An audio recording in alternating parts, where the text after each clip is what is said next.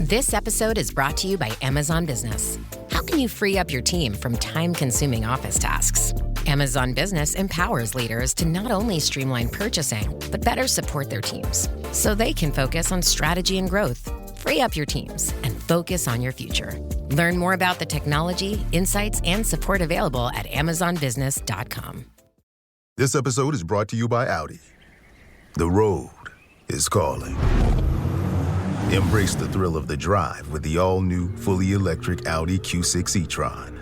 Featuring effortless power, serious acceleration, and advanced Audi tech. It's not just a new EV, it's a new way to experience driving. The all-new, fully electric Audi Q6 e-tron is here. The next chapter of Audi starts now. As a contractor, I don't pay for materials I don't use. So why would I pay for stuff I don't need in my mobile plan? That's why the new MyBiz plan from Verizon Business is so perfect. Now I can choose exactly what I want, and I only pay for what I need.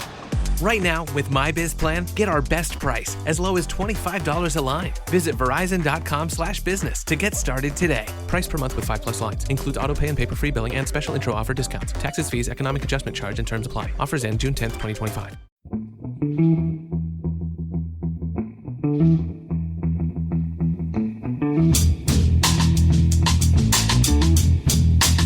Hello and welcome to The Price of Football, the show that looks at the money behind the beautiful game with me, Kevin Day, and Liverpool University's Kieran Maguire. Wasn't that beautiful, the beautiful game this weekend, Kieran, was it? For neither of us. I know.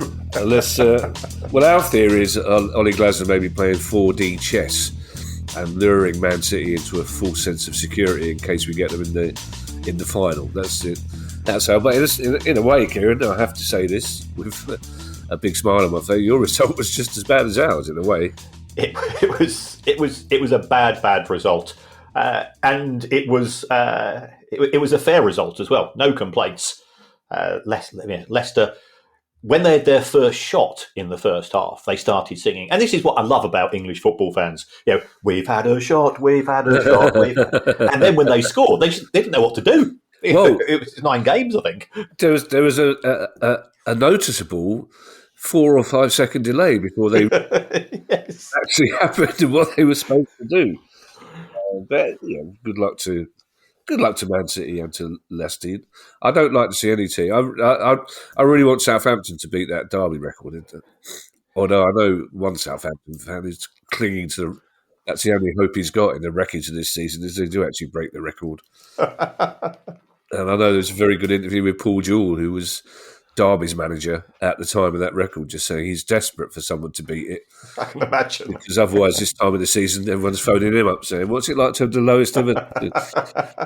We've got some cracking questions, as ever, including our final question from a Reading fan, which had me researching for... I nearly set up my own spreadsheet to answer that question, Kieran, which we will come to. I'll give you a clue. I put on about half a stone in weight researching it. And our first question comes from Will Oliver, which sounds like a stage direction, doesn't it? Will Oliver moved to the left, but I'm sure Will's had a multitude of those over his lifetime. Will Oliver has a question that a lot of people are asking, Kieran. It's as much a legal one as a financial one, but it's very much a financial one as well. But Will Oliver says, given the ever-increasing number of games professional players at the top levels are required to play, particularly with the expansion of this, I like the fact he goes, this Club World Cup, which is exactly our attitude, this Club World Cup, which will practically eliminate a summer break for European and British players. Can you foresee a time when agents will seek to put limits via contract clauses on the number of days a club or team can require them to work or perform? I hear concern about players' bodies breaking down at younger and younger ages due to the decreased recovery time. At some point, there has to be pushback from the players, and this seems like a legal starting point. I mean, there's pushback already from players, Kieran, from the players' union, from managers as well. But unfortunately, even without a Club World Cup, we've seen so many games this weekend where the perimeter advertising hoardings are plugging their tour of America, or their tour of Southeast Asia. So with or without that Club World Cup, the players are going to be flying all over the world playing football this summer anyway, aren't they? That's right. The post-season tour appears to be becoming as common as the pre-season tour. It has to be said, this is very much focused on the elite clubs who have the global fan bases. So I think Arsenal are playing Spurs in Hong Kong. Manchester United are they've got a couple of fixtures. I think it gets the Philippines All-Stars or something like that. And from a financial perspective, if somebody offers you £3 or £4 million to do a single match and you combine it with another, you can make 10 million quid on a tour of the Far East. That's also good for your commercial partners that you have there, so it's easier for the players to do a bit of gurning in front of the cameras. But it does come at a physical cost. The contracts between the club and the promoters will normally have some caveats so that it's not a Manchester United 11 or a Spurs 11, i.e. you've got to have a certain number of players who have played a de minimis number of fixtures to prevent the club from sending out the under-18s. And people are going, where's Bruno Fernandes? Yeah. And so on. So there has to be a balance. Trying to work out where this balance is going to come from is going to be difficult because, yes, we have been critical of the Club World Cup. But if we're going to be critical of FIFA, then surely we also have to be critical of UEFA for the expansion of the Champions League and the Europa League. It could be argued that the football authorities have addressed this to a degree through allowing 5 substitutes. You and I are old enough to remember 1 substitute. And then we thought it was a real changing of the world when that increased to 2 and so on. So in terms of trying to embed it into a contract, it's possible. I think a player at a certain point in their career where they are concerned that if they, especially towards, you get to your late 20s, you sign one big contract, you're hoping to get another couple of years at the end of it, but you don't want to wreck your body. So yes, I could see this, but then the clubs would push back in terms of remuneration.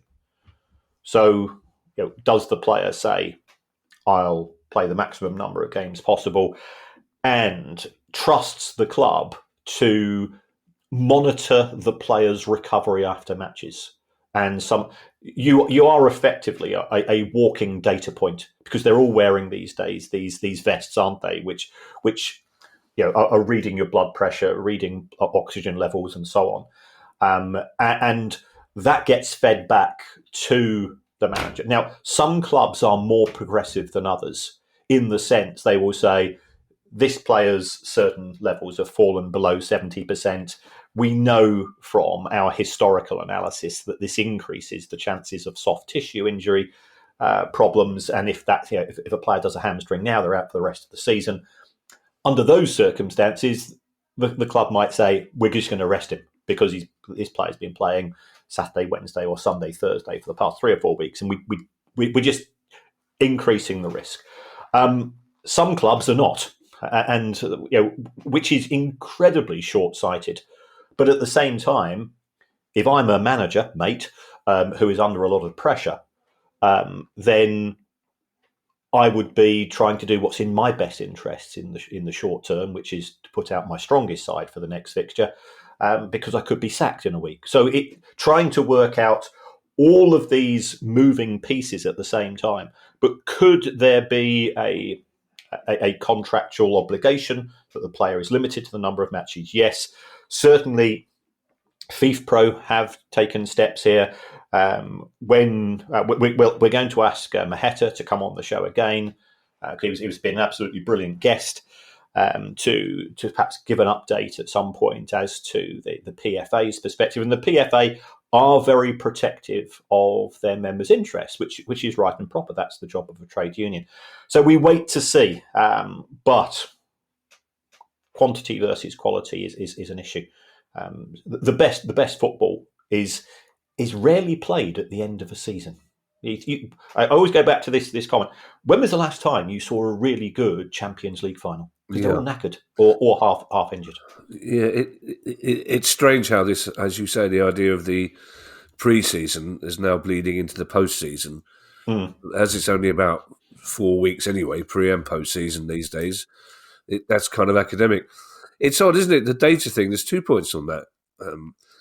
I mean, was it 20 years ago that so-called dinosaur Sam Allardyce, people used to take the piss out of him because he was checking players' data, he was monitoring during training, and people thought, who is this idiot? You're just supposed to look at a footballer and know whether he's knackered or not. And now there is no club at the higher level that doesn't do that.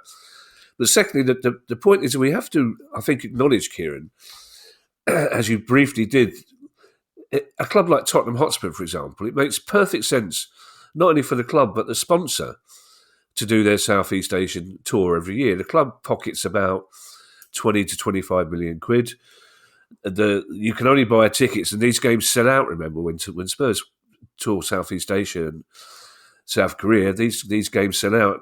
And you can only buy tickets through the club sponsor's website or affiliated websites, which means they get data from the fans that are buying tickets from them. So you can understand why clubs are so reluctant to stop doing them, regardless of the health and fitness of the players involved. That's right. The players are seen as profit centres rather than as individuals, even if the player could do with the rest. And I know fans will say, look, they're ridiculously well paid. Well, they are paid the market rate. That's how markets work. So I've never understood the resentment towards footballers earning wages. I mean, I was watching the Masters last night until midnight when it finished, whenever it was. And it was absolutely brilliant theatre. Nobody was saying, oh, I'd enjoy it a bit more if Rory McIlroy earned less money.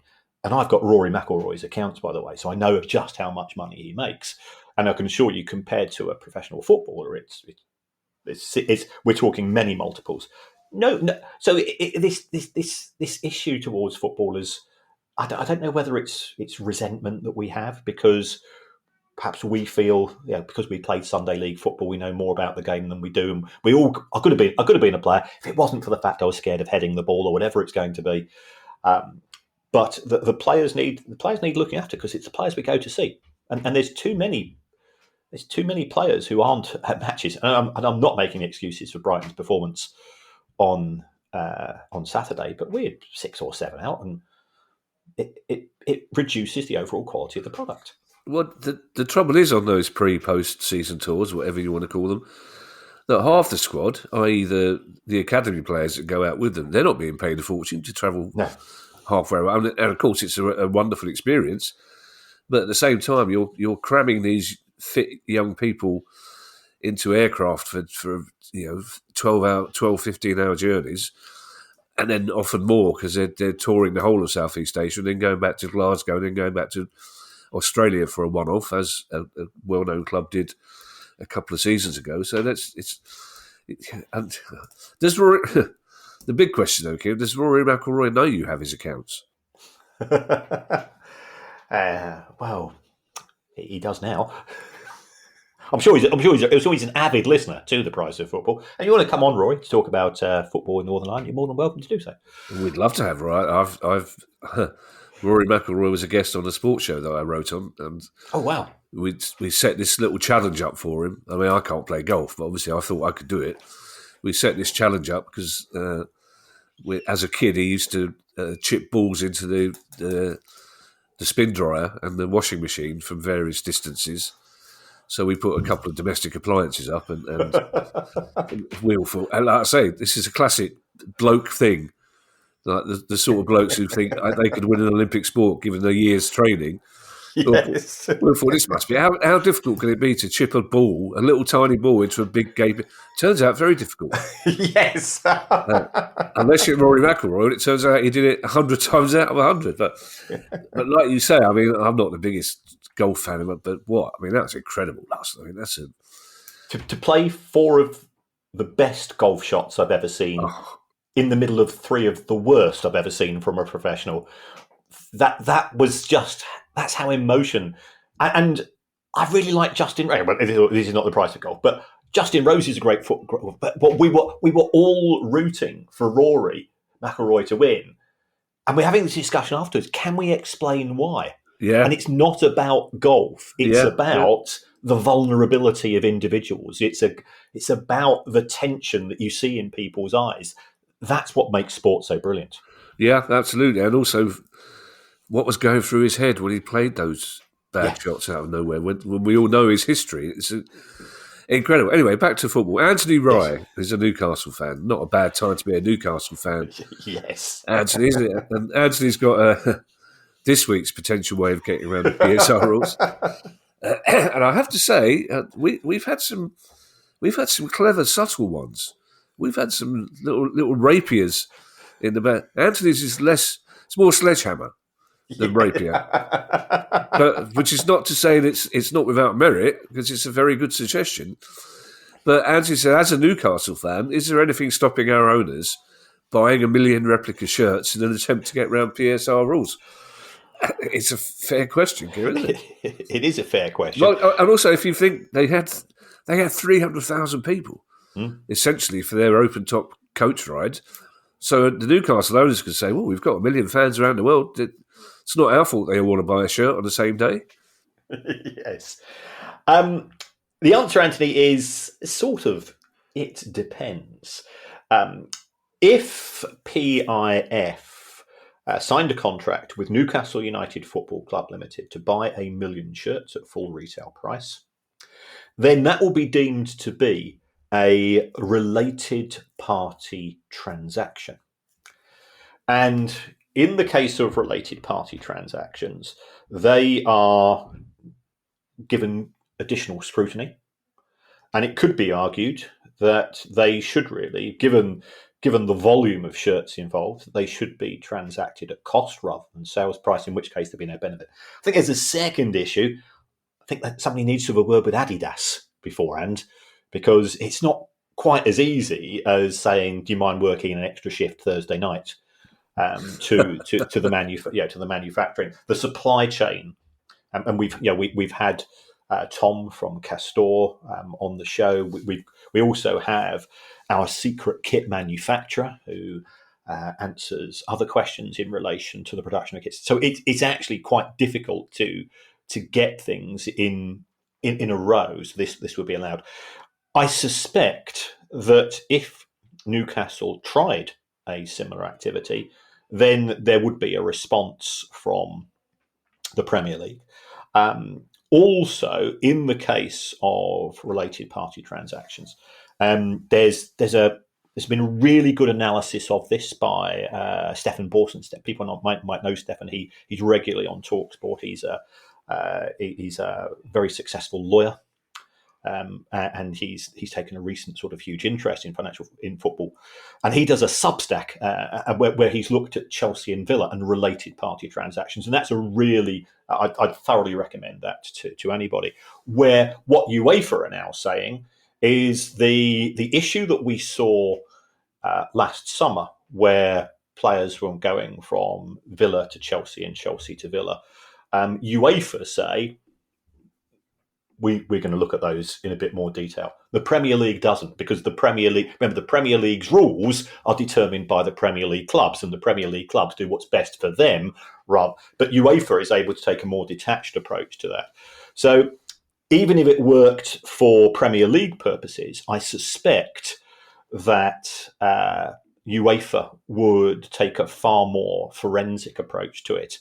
And Newcastle are likely to fall foul under such an approach of the UEFA rules. The good thing, though, for Newcastle is that UEFA appear to be trying to punish clubs in a similar way to giving a billionaire a £50 fine for dropping chewing gum on the pavement, in the sense that they're going down the fines route, certainly at present. And that does not act as a disincentive for clubs to misbehave. Yeah. One of the very many reasons why I like Tom from Castor is that if you would say to him, can you do us 1 million shirts by Monday morning?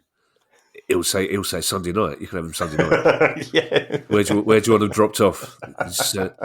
There's an Audi car park in Tooting. Could you drop them? Yeah, no worries. I know what you're saying.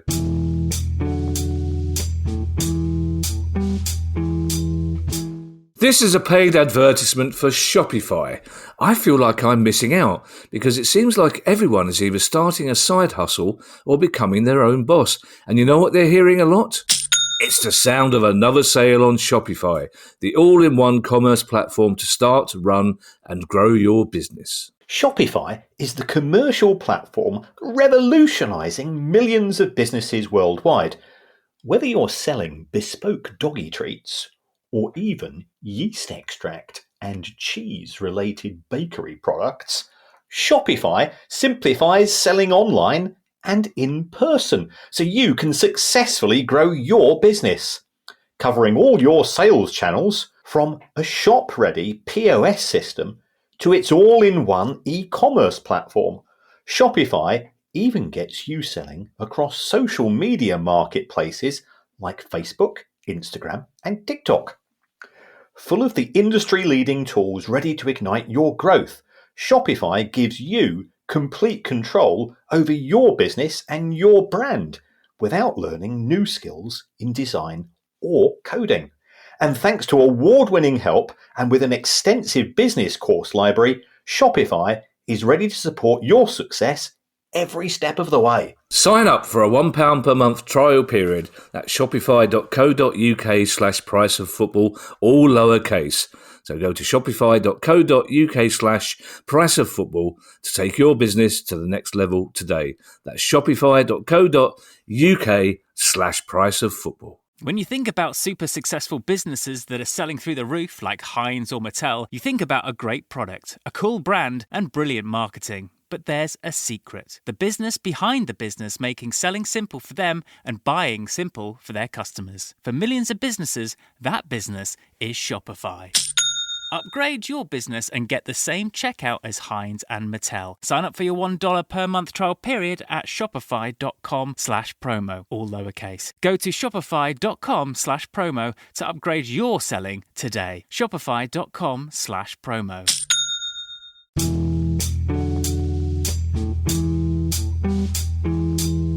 Joel Thornton has our next question. Joel says, I have a real fascination with non-league football. Absolutely so. I've always known that getting a club to be financially sustainable is near to impossible at all levels, but there are a couple of clubs that have a very specific problem, and I genuinely don't know how they manage. Those are the semi-professional teams, Guernsey FC and Jersey Bulls FC. I'm sure you see the theme.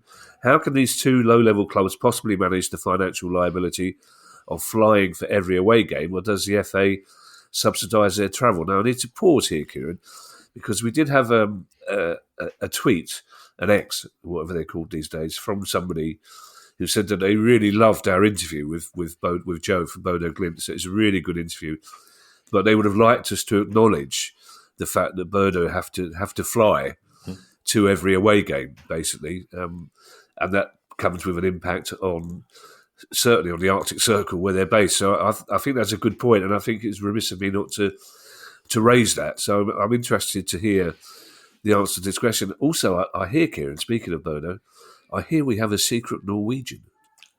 We do. We've been contacted by a secret Norwegian, and we'd like to say hello because we both want to go to Oslo in winter, of course. Of course, yeah. So yes, if we find any more Norwegian-based stories, we now have a very good source from which we can get further evidence. Yeah. We had Ian Horswell from Jersey Bulls. We did on the show. I think this was in 2021, and of course we've been to Jersey ourselves to do a Price of Football live. Yeah, it was a great gig and a great chance for us to dip our toes into. We can now say that we are the international giggers at Price of Football, as far as I'm concerned. One thing you might not be aware of, Joel, is that not only do Guernsey FC and Jersey Bulls FC have to pay to go to their away matches, they have to pay for the opponents to come to Jersey. So the financial demands on these clubs is significant. Jersey Bulls is sponsored by a financial services company. I was looking at their results recently. They played on Saturday against Red Hill. The attendance, and this is for the combined counties Premier League South. The attendance 1,849. Wow. Absolutely, and then the reason for this is that these are the top two teams. So this was very much a promotion punch up. It does show that. I suspect quite a few people came from Red Hill as well. Popped on a train, but even plane. But it does show that there is such interest, and both Guernsey FC and Jersey Bulls FC are doing so much good for the local communities in terms of boys and girls teams and so on. There's a lot to applaud there. They're not making a lot of money, but given the nature of both of the islands as financial service hubs, they do have a lot of interest from the professional financial services companies and support entities, and I think therefore their ability to generate money through sponsorship. Let's face it, we both got Jersey Bulls shirts following the gig, which was absolutely fantastic. Is one way where perhaps they punch above their weight compared to other clubs at that level. Should they be promoted, then there could be. National League South, I think, is going to be sort of the next aim. I think for certainly for Jersey Bulls. The additional running costs as you move to more of a semi-pro. Well, they're already semi-pro, but more of a professional cost base. I think will be challenging. But I was struck by their level of professionalism, and it's simply Joel, that they're very well organised and they are good at generating revenues, taking into consideration where they're located. That perhaps clubs such as Red Hill don't have that same level of financial support. At the same time, they're not making money. That they've had to pull out of one or two competitions, I think, which simply weren't financially viable. But also, in terms of the local economy of Guernsey and Jersey, Kieran, both clubs are very good at marketing those away trips because they're both very beautiful islands, and several hotels will offer reduced rates for fans of Red Hill who are coming over. So they encourage people to come over for 1 night, 2 nights. They have a good time on the island. They spend a little bit of money in bars and restaurants. So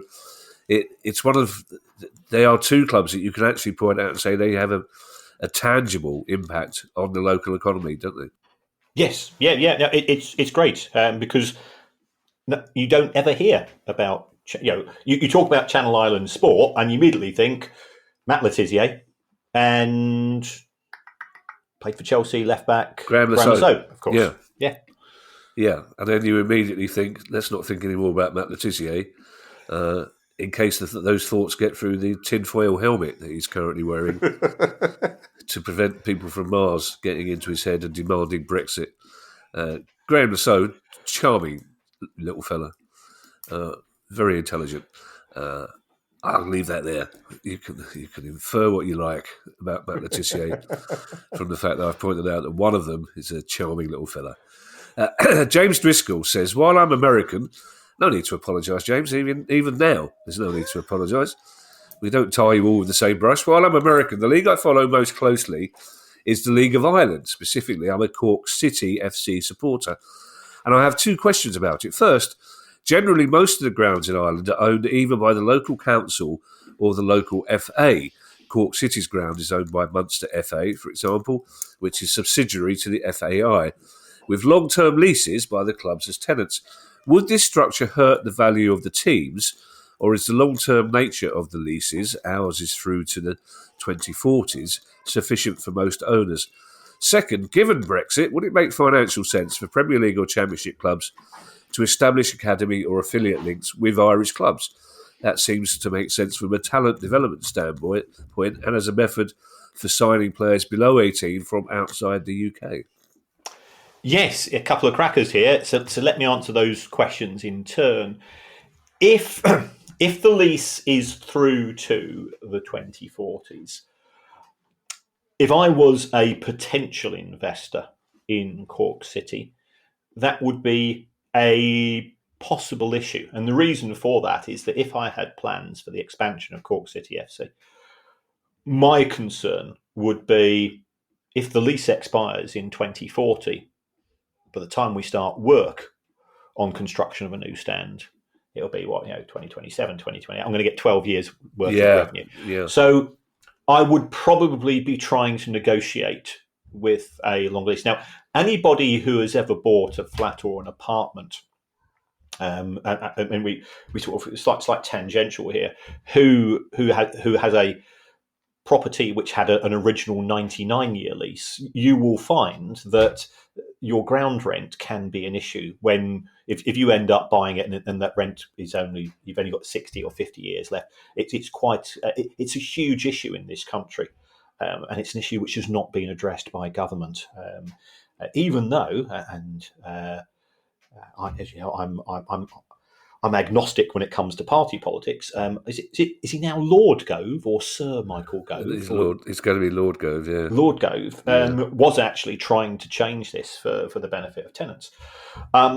So I think that would be a slight issue, but there's no reason why, as part of, if you were looking to invest in the club, why you can't go to the local council and say, can we meet around the table? Because let's face it, there's a lot of space in Ireland, and therefore finding another use for the stadium, it's not in the council's interest to convert it for retail or domestic use in all probability. So there's no reason why you couldn't negotiate. If we take a look at some of the Premier League clubs who lease their stadiums, West Ham have got a 99-year lease. So West Ham are at the London Stadium until 2112, which gives them a fair amount of time. In 2112, the chances are we will still be nominated for the Football Supporters Association Best Football Podcast of the Year, and we still will be coming second to Max Rushton and Barry Glendinning. Manchester City have a 250-year lease on. Remember, because it was the Commonwealth Stadium originally. I remember, yeah. So the advantage of a long lease, as we are seeing at the Etihad, is that it does mean that if you want to have an infrastructure spend, you can do so safe in the knowledge that you're not throwing the money away, because this is going to be, the expansion of the Etihad, I think it's 62,000, is going to be beneficial for the lifespan of all of the current fan bases and the next 2 or 3 generations. So a long lease gives a tenant, in many regards, the same rights as a freehold holder. So I'd be slightly concerned with Cork City's lease, and I would be looking to extend it before I put trowel to brick. Yeah. What about the second part of the... Oh, sorry. Yes, very, very... as far as this is concerned, we are both of Irish heritage, there has been for many years a common travel agreement between Ireland, the Republic of Ireland, and the UK. And this means that you don't need a visa or a work permit if you are an Irish citizen. So my mum met my dad because my mum got a job with Aer Lingus in London, and my dad was working for BOAC, so they got to know each other. But my mum didn't need a work permit to come here. Yeah. We've all got uncles and cousins who have come across to work on a huge variety of jobs that didn't need a permit, and that's always worked both ways as well. So therefore, there are benefits, because if you are a 16 or 17-year-old professional footballer from Belgium or Portugal, you cannot come to the UK because you're not entitled to sign a professional contract until your 18th birthday, which means that these, I think the official name for them is Wonder Kids. These Wonder Kids are more likely to be playing elsewhere in Europe, and therefore if Real Madrid or Barcelona or Bayern spot them, they can move under the freedom of movement of labour laws that exist within the European Union. So it does make sense to have closer links. And we're seeing this not just in the Republic of Ireland for Premier League clubs and EFL clubs to identify talent in the Irish Republic. We're also seeing it in Scotland as well. And this is because if you can't get the players from elsewhere in Europe, yes, you of course you can get them from England, but Scotland, Wales, Northern Ireland, and the Republic of Ireland, there are the benefits. But this common travel agreement, which has been in existence in effect for a generation or two, is beneficial. I don't think they issue work permits for the sort of work that Uncle Terry undertook, do they? Cash only. No, there wasn't an audit trail as such. Yeah. I believe that Uncle Terry wouldn't like the idea that he needed permission from anyone. Also, we can hear some excitable noises and running footsteps behind Kieran. Is that your 5-year-old granddaughter still doing her lap of honour because she beat you at Super Mario, Kieran? She did, yes. I just like to congratulate my granddaughter. We have been playing Mario Kart for the past few months, and normally, if I'm ahead of her strategy is to swap controllers so that she beats me. But yes, last night she not only beat me, she beat all of the other 10 racers as well. And she's, and rightfully so, she's absolutely delighted with herself. I bet she is. You do realise you'll never beat her again, Kieran, don't you? Oh, yes. Yeah, my days are gone. Yeah. I've served my purpose. Yeah. We seem to have a theme this week about lower league clubs, Kieran, which is nice. And our next question is continuing that theme, and it's from Paul B. And Paul says, last season, my local team, Enfield Town, was entered into the, I don't know if it's Fenix or Fenix Trophy this one, Fenix, the Fenix Trophy. And we were delighted to be able to follow Enfield Town into Europe on a trip to Copenhagen. I wonder if you could look into and explain this tournament to a wider audience, which I really feel it deserves, given that it seems to emphasise the community elements of all the clubs involved. The Danish club BJ Skjold play in the shadow of FC Copenhagen's ground, and we were immensely welcoming to the 100 or more Enfield fans who made the trip. I don't know, Kieran, why I made the attempt to pronounce BJ Skjold in a Danish accent and just went for Copenhagen. And I know full well it's not pronounced Copenhagen, but there you are. You went the full Steve McLaren there. I did, didn't I?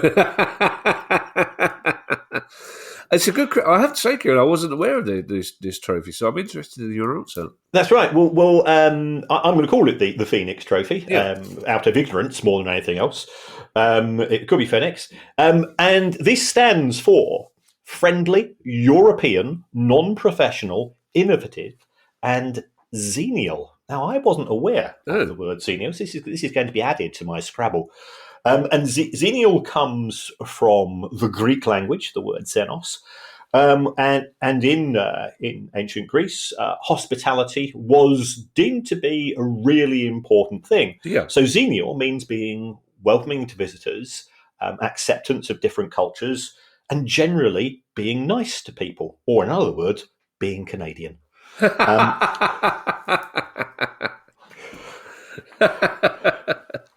And this particular tournament is done from let's say the sort of the semi-pro world.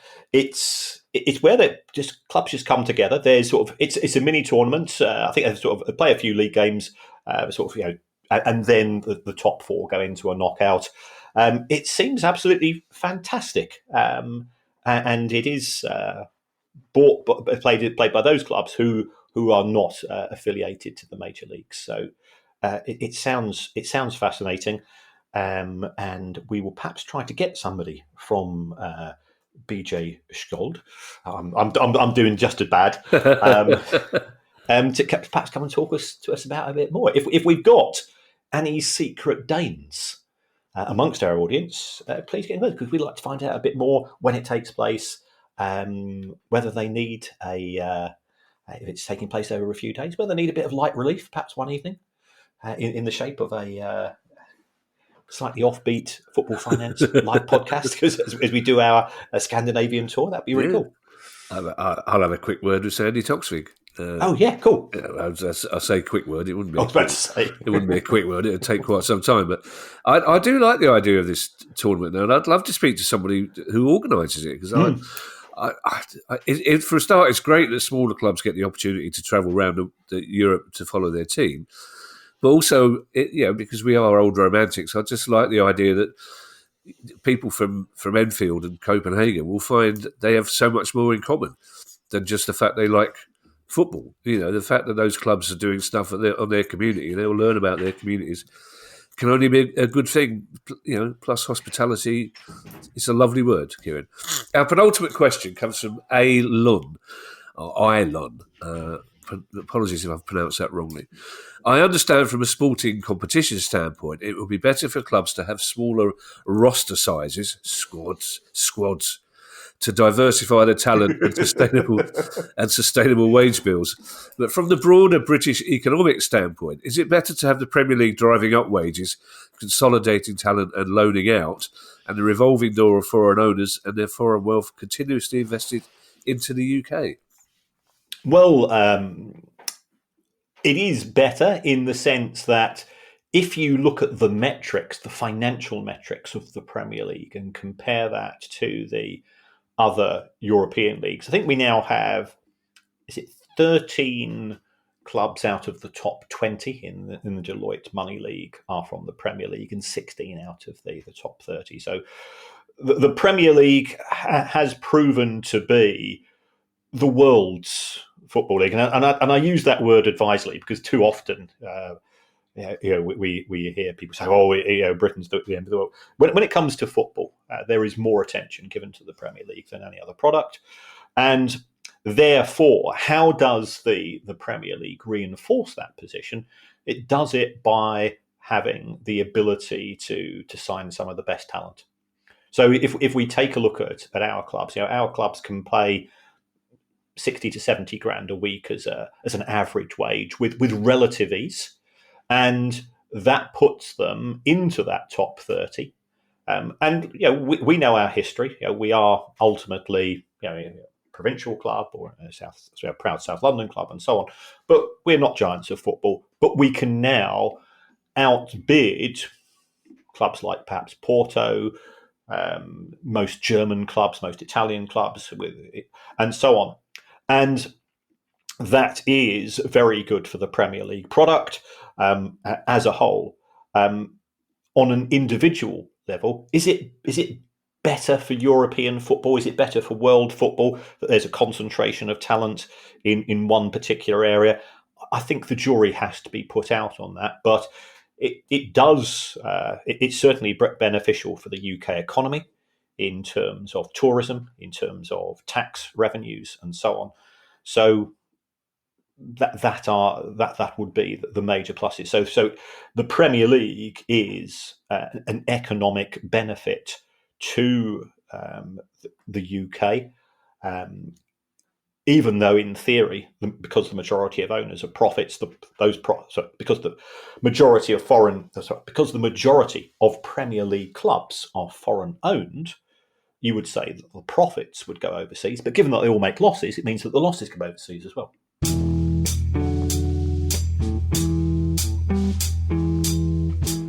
I was never really a runner. The way I see running is a gift, especially when you have stage 4 cancer. I'm Anne. I'm running the Boston Marathon, presented by Bank of America. I run for Dana-Farber Cancer Institute to give people like me a chance to thrive in life, even with cancer.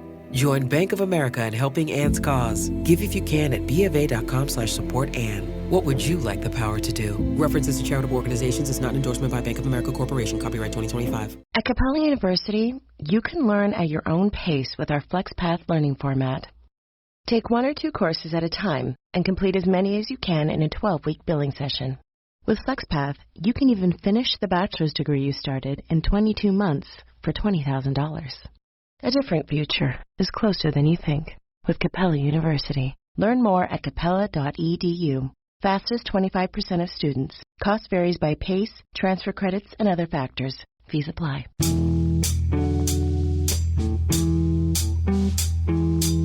You just got excited then because you knew the next question was coming up, didn't you? I did actually. Yes. Here's, Sorry about that. here's that final question that's got us both researching. It comes from Ian Frampton. And Ian Frampton says, I just wanted to say on behalf of so many Reading fans, thank you. You guys have kept us fans in the loop throughout the recent chaos with clear and concise explanations since the cracks started to appear. But in terms of questions, he says, we have to ask a question, and keeping on topic, what's your favourite biscuit? Now, some of our overseas listeners may not be aware, Kieran, of course, traditionally Reading were known as the Biscuit Men because the town, the city of Reading was at the heart of the British biscuit industry, I believe, Huntley and Palmer and others. So what's your favourite? I'm happy to go first on this one, Kieran. Yes, I think yes, by all means. There's a I don't know if I should name the supermarket, Kieran, but you might get some free biscuits if you do. Marks and Spencer.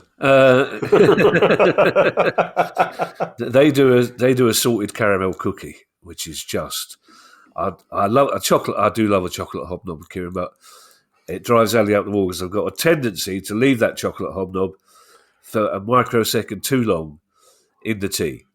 And there's nothing annoys Ali more. Ali's got a very tiny mind. There's nothing annoys Ali more than seeing half my chocolate hobnob disappear into my cup of tea and hearing me going, for fuck's yeah.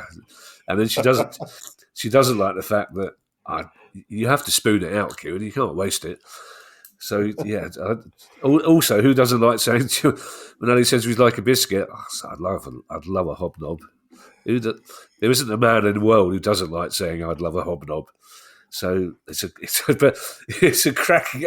It took me about I must have been about an hour going through different types of biscuits just to come up with.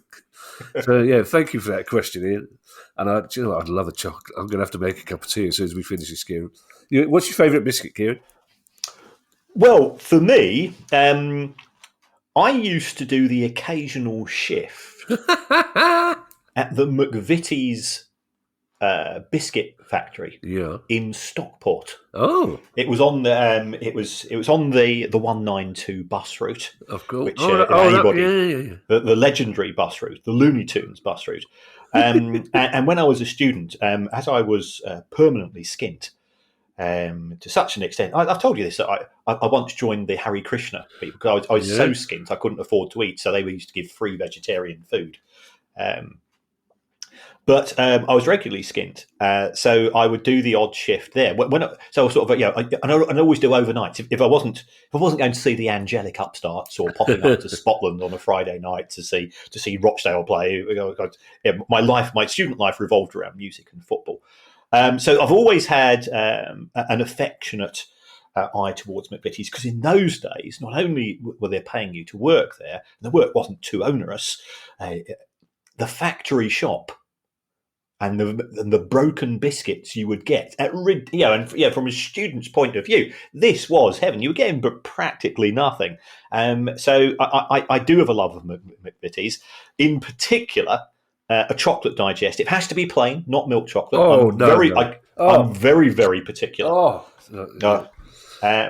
And also a Jaffa cake, because I've tried everybody's Jaffa cakes, and McVitie's Jaffa cakes are by far the best, except I have a couple of issues. First of all, they've decided to expand the palette of Jaffa cakes. You can now get pineapple Jaffa cakes. You can now get blackcurrant. And it's just wrong. And I once ate a pineapple Jaffa cake by mistake. Because I'm colourblind, I didn't see that the colour of the package was slightly different. Oh, and I was traumatised, Kevin. I was traumatised. And secondly, Jaffa cakes come in packs of 12.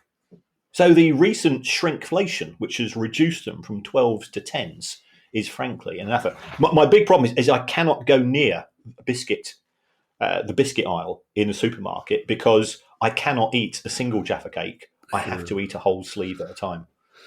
You see, you've opened up. I was already going to say, of all the things that we've discussed on this show in the last 5 years that have led us to get a lot of social media, that Finley's just gone off. He's only talking food. He's off for a wonky job.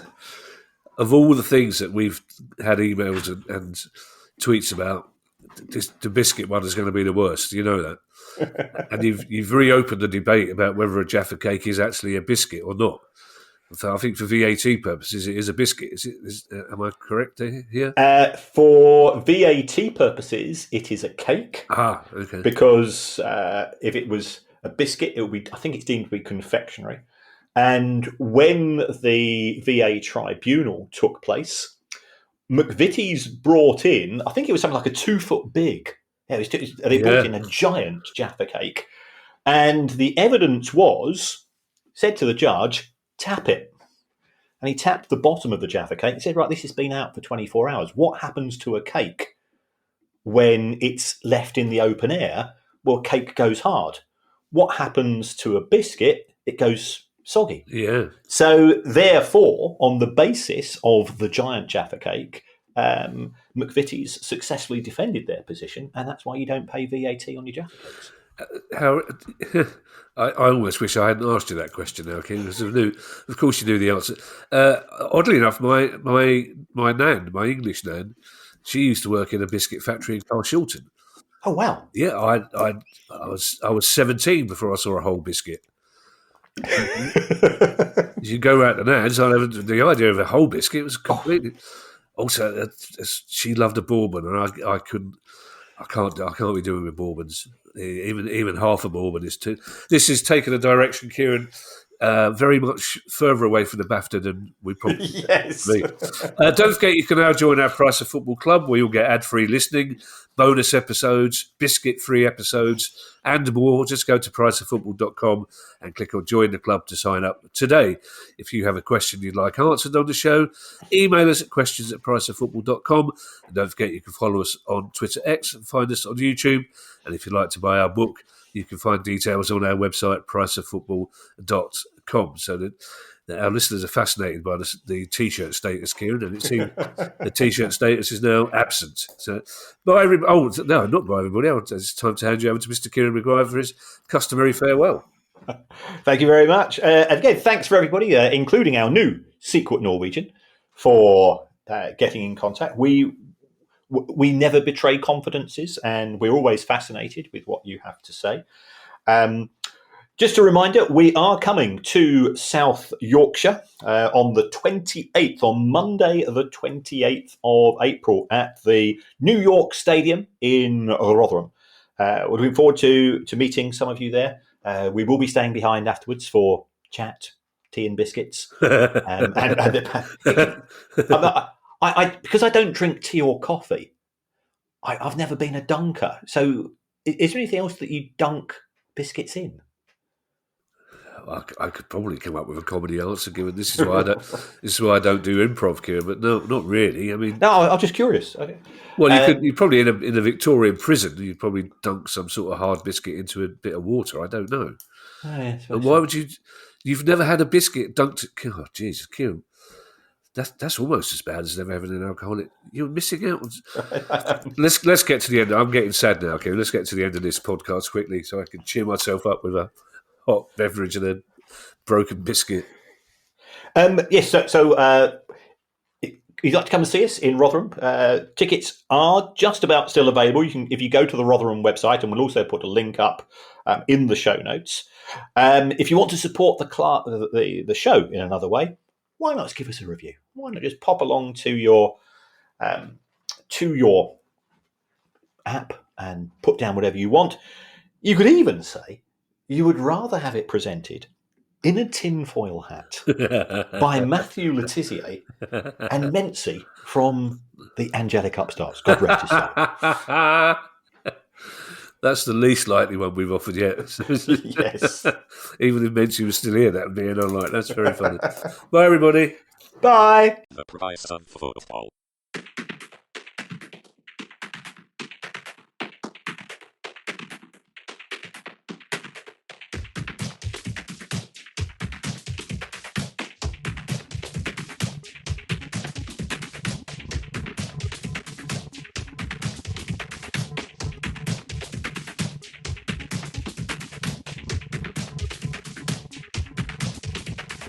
The price of football. This is Ali Maxwell from Not the Top 20 podcast, the number one EFL podcast covering the Championship, League One and League Two. Every Monday, our show is teeming with talking points and surprise results. These leagues and the characters within them are unpredictable and constantly entertaining in their nature. And we never have to speak about VAR. Subscribe to Not the Top 20 podcast on your preferred podcast platform and dive into the best, most in-depth EFL analysis around.